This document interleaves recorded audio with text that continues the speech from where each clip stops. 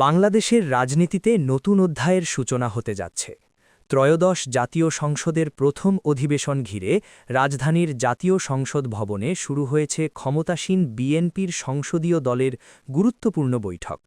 বুধবার বেলা 11:15টার দিকে শুরু হওয়া এই বৈঠকে সভাপতিত্ব করছেন সংসদ নেতা ও প্রধানমন্ত্রী তারেক রহমান।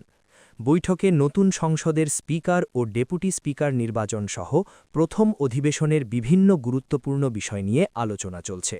সূত্র বলছে, আগামীকাল বৃহস্পতিবার শুরু হবে ত্রয়োদশ জাতীয় সংসদের প্রথম অধিবেশন, যেখানে স্পিকার ও ডেপুটি স্পিকার নির্বাচনের বিষয়টি এজেন্ডার শীর্ষে থাকবে। সংবিধান অনুযায়ী নতুন সংসদের প্রথম অধিবেশনেই এই দুটি পদে নির্বাচন অনুষ্ঠিত হয়।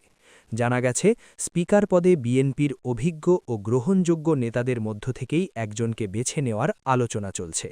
দলের স্থায়ী কমিটির সদস্য আব্দুল মঈন খান এবং মেজর অব হাফিজউদ্দিন আহমেদের নাম সবচেয়ে বেশি আলোচনায় রয়েছে।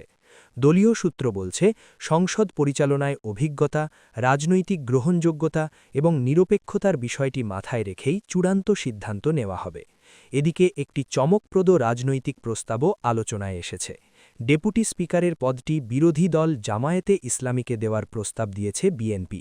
যদি তা বাস্তবায়ন হয়, তবে নতুন সংসদে ক্ষমতাসীন ও বিরোধী দলের মধ্যে এক ধরনের সমন্বয়ের বার্তা যেতে পারে বলে মনে করছেন রাজনৈতিক বিশ্লেষকেরা। তবে জামায়াত এই পদ গ্রহণ করবে কিনা সে বিষয়ে এখনও আনুষ্ঠানিক সিদ্ধান্ত আসেনি। পটভূমিকে রয়েছে বড় রাজনৈতিক পরিবর্তন। 2024 সালের 5ই আগস্ট গণ অভ্যুত্থানের মাধ্যমে পতন ঘটে আওয়ামী লীগ সরকারের। এরপর প্রায় 1.5 বছর অন্তর্বর্তী সরকারের অধীনে গত 12ই ফেব্রুয়ারি অনুষ্ঠিত হয় ত্রয়োদশ জাতীয় সংসদ নির্বাচন। সেই নির্বাচনে 2/3 সংখ্যাগরিষ্ঠতা নিয়ে ক্ষমতায় আসে বিএনপি এবং পরে দলটির চেয়ারম্যান তারেক রহমান প্রধানমন্ত্রী হিসেবে দায়িত্ব গ্রহণ করেন। 300 আসনের সংসদে বিএনপি এককভাবে 2 শতাধিক আসন পেয়ে সরকার গঠন করেছে, আর বিরোধী দলের বড় অংশ এসেছে জামায়াতে ইসলামীর নেতৃত্বে গঠিত জোট থেকে। নতুন সংসদের প্রথম অধিবেশনকে ঘিরে তাই দেশের রাজনৈতিক অঙ্গনে তৈরি হয়েছে ব্যাপক কৌতূহল।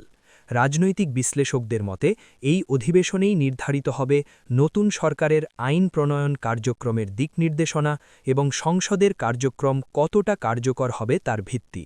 সব মিলিয়ে বলা যায়, নতুন সংসদের প্রথম অধিবেশন শুধু আনুষ্ঠানিকতা নয়, এটি বাংলাদেশের রাজনীতির নতুন এক অধ্যায়ের সূচনা।